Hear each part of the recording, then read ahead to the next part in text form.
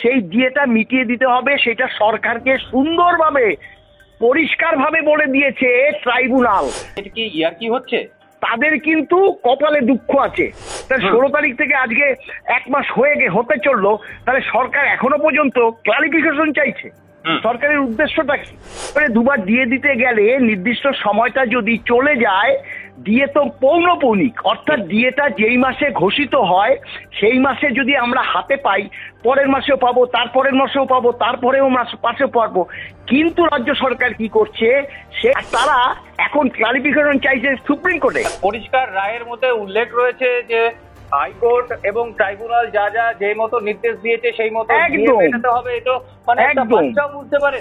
হাত গুটিয়ে যদি জুলাই 14 তারিখ পর্যন্ত সরকার বসে থাকে না, নবান্নের মালকিনের কিচ্ছু হবে না। তাই আমরা চাইছি অন্তত রাজ্য সরকার এই 25% যাতে ইমিডিয়েট আমরা তা দিতে ব্যস্ত, এবং প্রচুর আরো টাকা হয়তো খরচ করবে, সেটাও যেভাবে হোক আমরা তুলবো। আমরা কিন্তু এই সরকারকে ছেড়ে দেব না, আমরা কিন্তু ডিএটা আদায় করেই ছাড়বো। মলয় মুখোপাধ্যায় বলছেন? হ্যাঁ, মলয় মুখোপাধ্যায় বলছি। নমস্কার স্যার, আমি বিবিধ নিউজ থেকে অমিত বলছিলাম। বলুন। নমস্কার। বলছি, সুপ্রিম কোর্টের তো নির্দেশ রয়েছে 30শে জুনের মধ্যে আপনাদের যে 25% যে বকেয়া ডিএ রয়েছে তার 25% ক্লিয়ার করে দিতে হবে। কিন্তু রাজ্য সরকারের তরফ থেকে এই মুহূর্তে যেটা আমরা জানতে পারছি যে মডিফিকেশন অ্যাপ্লিকেশন ফাইল করা হয়েছে এবং সুপ্রিম কোর্টের অন্তর্বর্তী নির্দেশের ক্ল্যারিফিকেশন চাওয়া হয়েছে। বলা হয়েছে কোন ভিত্তিতে নির্দিষ্ট কতদিনের মধ্যে কত টাকার বকেয়ার উপরে এই 25% হিসেব করা হবে, কি বলবেন? দেখুন, এটা আমরাও দেখলাম বিভিন্ন ইলেকট্রনিক মিডিয়া এবং ইউটিউব সহ এবং প্রিন্ট মিডিয়াতে আজকে প্রকাশ পেয়েছে কিভাবে ডিএটা দিতে হবে তার একটা ক্লারিফিকেশন নাকি সরকার সুপ্রিম কোর্টে চেয়েছে। এখন প্রশ্ন যেটা, সুপ্রিম কোর্ট তো ক্লারিফিকেশন দেবেটা কিভাবে? কারণ সুপ্রিম কোর্ট তো ডিএটা যেভাবে দিতে হবে সেটা ব্যক্ত করেছে ট্রাইব্যুনাল এবং হাইকোর্টের নির্দেশ অনুসারে। তারা কি বলেছে, ওই যে আপনার 16ই মে 2025 যে রায়টা বের করেছিল সেখানে পরিষ্কার বলেছিল যে we find the tribunal and high court to have adjudicated the right of the employees to receive pursuant to fifth pay commission। অর্থাৎ যে ট্রাইব্যুনাল এবং হাইকোর্টের যে নির্দেশ, সেই নির্দেশ অনুসারে সরকারি কর্মচারীদের ডিএটা মিটিয়ে দিতে হবে। এবং সব থেকে বড় প্রশ্ন যে ট্রাইব্যুনাল কিভাবে ডিএটা দেবে, সেই 26শে জুলাই 2019 পরিষ্কার বলে দিয়েছিল। সেই রায় তো সরকারের কাছে আছে। আমরাও সরকারকে গিয়ে মাননীয় মুখ্য সচিব এবং মাননীয় অর্থ সচিবের কাছে সেগুলো জমা দিয়ে এসেছিলাম।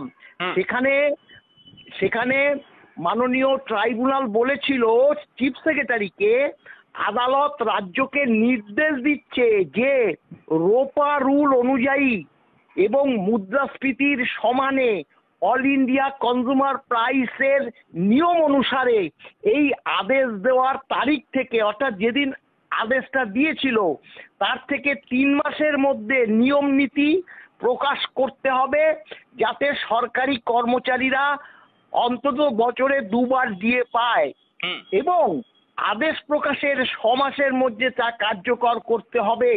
6 বেতন কমিশন ডিক্লেয়ার করার আগে তা কার্যকর করতে হবে, এইভাবে নির্দেশ দিয়েছিল। এবং কি বলেছিল, রোপা রুল অনুযায়ী। রোপা রুলে কি বলা ছিল? রোপা রুলটা যা বলা ছিল, বাম আমলে রোপা রুলটা অবশ্যই তৈরি হয়েছে, সেটা বোধহয় বর্তমান সরকার একটু পড়েও দেখেনি রোপা রুলটা। রোপা রুলটা যদি পড়ে দেখতো, হ্যাঁ, রোপা রুল 2009 তো আমাদের মামলা, রোপা রুল 2009 সেটা পড়ে দেখেনি, বা অর্ডারটাও পড়ে দেখেনি, ট্রাইব্যুনালের অর্ডারটাও পড়ে দেখেনি। অর্ডারটা যদি পড়ে দেখতো বা রোপা রুলটা যদি দেখতো, সেখানে রোপা রুল বলে দিয়েছে। আমরা তো রোপা রুল নিয়ে মামলা করেছি। রোপা রুলে বলা ছিল যে যেহেতু রোপা 2009 পঞ্চম বেতন কমিশন লাগু হয়েছিল 1 জানুয়ারি 2006, সেখানে বলেছিল 1 জানুয়ারি 2006 থেকে 31 মার্চ 2008 পর্যন্ত কোনো ডিএ দেওয়া হবে না। সেন্ট্রাল গভর্নমেন্ট পেয়েছে, আদার স্টেট গভর্নমেন্ট পেয়েছে, কিন্তু এই রাজ্য সরকার দেবে না বলেছে বাম আমলের। তা আমরা সেটা মেনে নিয়েছি। তারপরে বলেছে যে 1/4/2008 থেকে 31/3/2009 পর্যন্ত 4 কিস্তি দিয়ে, অর্থাৎ 12% দিয়ে, যেহেতু বকেয়া হবে নতুন বেতন অনুযায়ী, তাই এই টাকাটা 3 বছর ধরে কর্মচারী সমাজকে মিটিয়ে দেবে, বামফ্রন্ট সরকার বলেছিল। আমরা সেটাও মেনে নিয়েছি। এই 12-র পরে তার ঠিক পরের মাসে যে 1/4/2009 আরো 4%, 1/4/2009 আরো 4, মানে এপ্রিল 2009 আরো 4% ডিএ যোগে, অর্থাৎ 12-র সঙ্গে 4, 16% ডিএ যোগে নয়া বেতন কর্মচারীরা হাতে পাবে এবং তা পেয়েছে। এই পর্যন্ত আমরা ক্লেম করিনি, অর্থাৎ ওদিকে 4, একে 5 কিস্তি বা 16% দিয়ে আমরা রোপা রুল মেনে আমরা ক্লেম করিনি। এবং রোপা রুলের পরবর্তী যে নির্দেশটা ছিল যে পরবর্তী ডিএ গুলো দেওয়া হবে all India consumer price index অনুসারে। তাহলে কি হলো? তাহলে আমরা 1 এপ্রিল 2009 পর্যন্ত রোপা রুল মেনে আমরা ডিএ ক্লেম করিনি। পরবর্তী ডিএটা হবে 1 জুলাই 2009। তাহলে 1 জুলাই 2009 থেকে একদম এই পঞ্চম বেতন কমিশন এন্ড পর্যন্ত, অর্থাৎ 1/1/2009, যেটা শেষ হয়েছে 31/12/2009, এই পর্যন্ত বছরে 2 কিস্তি দিয়ে সরকারকে মিটিয়ে দিতে বলেছে। এখন এই 2 কিস্তি দিয়ে সরকারকে মিটিয়ে দিতে বলেছে। তাহলে 1 জুলাই 2009 থেকে পর 2 কিস্তি করে দিয়ে মিটিয়ে দিতে হবে। এখন আমরা তো এই ডিএটা পেয়ে গেছি, এই যে ডিএ গুলো কিন্তু পেয়ে গেছি, কিন্তু নির্দিষ্ট সময়ে all India consumer price index অনুসারে যে ডিএটা সেটা আমরা পাইনি। মানে পরবর্তী জুলাই মাসের যে ডিএটা পেয়েছি সেটা 5 মাস পরে, পরের জানুয়ারিটা যেটা পেয়েছি সেটা 8 মাস পরে, তারপরে জুলাই মাসেরটা পেয়েছি সেটা 11 মাস পরে, তারপরে ডিএটা পেয়েছি 18 মাস পরে, তারপরে ডিএটা পেয়েছি 24 মাস পরে। এই যে ব্যাকলগ গুলো, বছরে 2বার ডিএ দিতে গেলে নির্দিষ্ট সময়টা যদি চলে যায়, ডিএ তো পৌনঃপৌনিক, অর্থাৎ ডিএটা যেই মাসে ঘোষিত হয় সেই মাসে যদি আমরা হাতে পাই, পরের মাসেও পাবো, তারপরের মাসেও পাবো, তারপরেও মাসেও পাবো। কিন্তু রাজ্য সরকার কি করছে, সেই ডিএটা 12, 24, 36, 42 মাস পরে আমাদের দিয়েছে। এই যে ডিএটা, সেই ডিএটা মিটিয়ে দিতে হবে, সেটা সরকারকে সুন্দরভাবে পরিষ্কারভাবে বলে দিয়েছে ট্রাইব্যুনাল চিফ সেক্রেটারিকে। আর তারা এখন ক্লারিফিকেশন চাইছে সুপ্রিম কোর্টে। সুপ্রিম কোর্ট তো, আমি বলছিলাম সরকারটা কি মানে সুপ্রিম কোর্ট চালায়? সরকারটা এটা কি ইয়ার্কি হচ্ছে? পরিষ্কার রায়ের মধ্যে উল্লেখ রয়েছে যে হাইকোর্ট এবং ট্রাইব্যুনাল যা যে মতো নির্দেশ দিয়েছে সেই মতো মেটাতে হবে। এটা মানে একটা বাচ্চাও বুঝতে পারে। আমি বলছি ধানাই বানায়ের একটা লিমিট আছে, মানে যে কোনো রকমের ডিলে করার একটা প্রচেষ্টা। এখন তো অবকাশ ছুটি চলছে, এখন তো গ্রীষ্মকালীন অবকাশ চলছে সুপ্রিম কোর্টে, কবে শুনানি হবে? ডিএ তো 30 তারিখের মধ্যে দিতেই হবে রাজ্য সরকারকে, সেটা যেভাবে হোক, তাই তো? সেটা একদম, সেটা 6 সপ্তাহ, অর্থাৎ 30 জুনের মধ্যে, ম্যাক্সিমাম 28-29 হচ্ছে, আমরা শেষ এন্ড অফ দ্য জুন ধরেছি যে জুনের মধ্যে 25% ডিএ দিতে হবে। এবং জুলাই 14 তারিখ, আপনি দেখুন জুলাই 14 তারিখ সুপ্রিম কোর্ট খুলবে। এখন সুপ্রিম কোর্ট বন্ধ, তারা যদি ক্লারিফিকেশন চেয়ে থাকে ওটা ওখানে পড়ে থাকবে। হাত গুটিয়ে যদি জুলাই 14 তারিখ পর্যন্ত সরকার বসে থাকে না, নবান্নের মালকিনের কিচ্ছু হবে না। 2 জন অফিসিয়াল বসে আছে না, তাদের কিন্তু কপালে দুঃখ আছে। আমি বলছি তাদের কিন্তু কপালে দুঃখ আছে। এতই যদি অযোগ্য লোক নবান্নে বসে থাকে, রাজ্য সরকারে বসে থাকে, তাহলে যে আইনজীবীরা এই মামলা জিতেছেন, অর্থাৎ আইনজীবী বিকাশ রঞ্জন ভট্টাচার্য বা ফিরদৌস শামীমদের কাছ থেকে ডিটেল জেনে নিলেই তো হয়ে যায়। কেন তাদের যে মাননীয় কিশোর দত্তকে যা জিজ্ঞাসা করতো, সরকারি অ্যাডভোকেট মাননীয় কিশোর দত্তকে জিজ্ঞাসা করতো। কিশোর দত্ত কতদূর কি বলবে স্যার, আবার যথেষ্ট সন্দেহ আছে। তিনি ওই ভাতা, গ্রুপ সি গ্রুপ ডির ভাতার সঙ্গে ক্লাবের যে অনুদান তার তুলনা যে জানতে পারেন যিনি, তিনি কি হিসেব দেবে সেই বিষয়ে যথেষ্ট সন্দেহ আছে। যেহেতু তারা তো পিটিশন করেছে, পিটিশনের মধ্যে আছে, আমাদের পিটিশনও তো তাদেরকে জমা দিতে হয়েছে, সেখানে তো পরিষ্কার বলা আছে আমরা রোপা রুলকে এমন ভাবে মান্যতা দিয়েছি না যে যার জন্য হাইকোর্ট একদম আমাদের সুনাম করেছে। আমাদের মাননীয় যে দেবাশিস করগুপ্তের সঙ্গে যে সহযোগী যে যিনি বিচারক ছিলেন, হ্যাঁ, মাননীয় বিচারক শেখর ববি সরাফ, তিনি কিশোর দত্তকে বলেছিলেন, আপনারা লক্ষ্য করেছেন পিটিশনাররা মানে রোপাকে কিভাবে মান্যতা দিয়েছে? তারা বলেছে যে সরকার এই পর্যন্ত দিয়ে দিতে পারবে না, তারা মেনে নিয়েছে। তারপরে বলেছেন 4 কিস্তি দিয়ে মানে 3 বছর ধরে দেবেন, সেটাও মেনে নিয়েছে।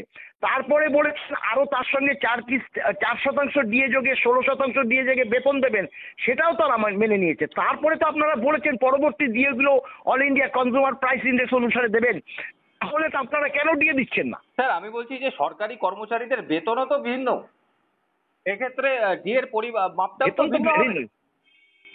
হ্যাঁ, ডিএর মাপটাও তো নিশ্চয়ই ভিন্ন হবে এক একজনের ক্ষেত্রে। না না না, ডিএ তো সেম থাকবে। আমার যদি 4% কথা বলছি না, হ্যাঁ, না সে তো হবেই, সে তো হবে। 10,000 টাকায় 4% যদি হয় 400 টাকা হবে, 20,000 টাকায় 4% হলে 800 টাকা হবে। এটা তো সিম্পল হিসাব। সে তো মানে তার পদ অনুসারে। এখন আমার থেকে যদি উচ্চ পদে যে সামিল আছে সে স্বাভাবিক নিয়মে বেশি দিয়ে পাবে, তার জন্য কি আমি সেটা ক্লেম করব? অবশ্যই না। যে যার যোগ্যতা সুপ্রিম কোর্টে জিজ্ঞাসা করা হচ্ছে কোন ভিত্তিতে নির্দিষ্ট কত দিনে কত টাকার বকেয়ার উপরে এই 25%। সুপ্রিম কোর্ট এখন হিসাব করতে বসবে না, বকেয়া কত টাকার মানে পুরো ক্যালকুলেশন করবে। যদি একদম পুরো একদম ওই মানে 31/12/2009 পর্যন্ত, 1/7/2009 থেকে 31/12/2019 পর্যন্ত টোটাল ক্যালকুলেশন করবে। সেখানে যদি 100 টাকা হয় তাতে 25 টাকা দিতে হবে, 70 টাকা পরবর্তীকালে সুপ্রিম কোর্ট যা বলবে সেটাই আমরা মেনে নেবো। আমরা তো এখনো বলছি সুপ্রিম কোর্ট যা বলবে সেটা আমরা মেনে নেব। স্যার আমাদের দেশের আবার একটা বিভ্রান্তি তৈরি করার চেষ্টা হয়েছে, সরকারি কর্মচারীদের উদ্দেশ্যে কি বার্তা দেবেন? একদম শেষ প্রশ্ন। দেখুন, সরকারি যারা ইন সার্ভিস আছে তার থেকেও অবসরপ্রাপ্ত কর্মচারী সমাজ, তারা আমাদের মানে বিভিন্ন সময়ে সকালে হোক, বিকেলে হোক, রাতে হোক, আমাদের ফোন করে জানতে চাইছে যে মলয়বাবু ডিএটা কবে পাবো। তারা উদ্গ্রীব হয়ে রয়েছে, কারণ যারা রিটায়ার করেছে পঞ্চম বেতন কমিশনে, তারও আগে চতুর্থ বেতন কমিশনে, তারা তো অল্প বেসিকে এই ডিএটা যদি পায় তারা শেষ জীবনে একটু স্বাচ্ছন্দ্যে জীবনযাপন করতে পারে। আমাদের সব থেকে বেশি যে আমাদের যে অন্তত সরকারি মানে অবসরপ্রাপ্ত কর্মচারীরা এই সুযোগটা খুব তাড়াতাড়ি পাক। ইন সার্ভিসের থেকেও আমরা অবসরপ্রাপ্ত কর্মচারী সমাজের জন্য আরো বেশি চিন্তিত। কারণ তারা কেন চিন্তিত, তারা বহুদিন ধরে আশায় থেকে তারা চলে গেছে। এরকম বহু কর্মচারী সমাজ আছে, আমরা তাদের জন্য ব্যথিত। কারণ তারা 200-400 টাকা দিয়েছে, কিন্তু তারা এই যে রায়টা শুনে যেতে পারলো না। তাই আমরা চাইছি অন্তত রাজ্য সরকার এই 25% যাতে ইমিডিয়েট ওই যেই তারিখ দিয়েছে সেই তারিখেই করতে হবে তা তো না। ডেট অফ অর্ডার বলেছে মানে মে মাসের 16 তারিখ, তাহলে 16 তারিখ থেকে আজকে 1 মাস হতে চললো, তাহলে সরকার এখনো পর্যন্ত ক্লারিফিকেশন চাইছে। সরকারের উদ্দেশ্যটা কি? দীর্ঘ থেকে আরো দীর্ঘতর করা। দেখুন আমাদের শ্রম হয়তো আরো যাবে, আমরা তা দিতে ব্যস্ত এবং প্রচুর আরো টাকা হয়তো খরচ করবে, সেটাও যেভাবে হোক আমরা তুলবো। আমরা কিন্তু এই সরকারকে ছেড়ে দেবো না, আমরা কিন্তু ডিএটা আদায় করেই ছাড়বো। একদম একদম। ধন্যবাদ স্যার, ধন্যবাদ। হ্যাঁ ধন্যবাদ, ভালো থাকুন।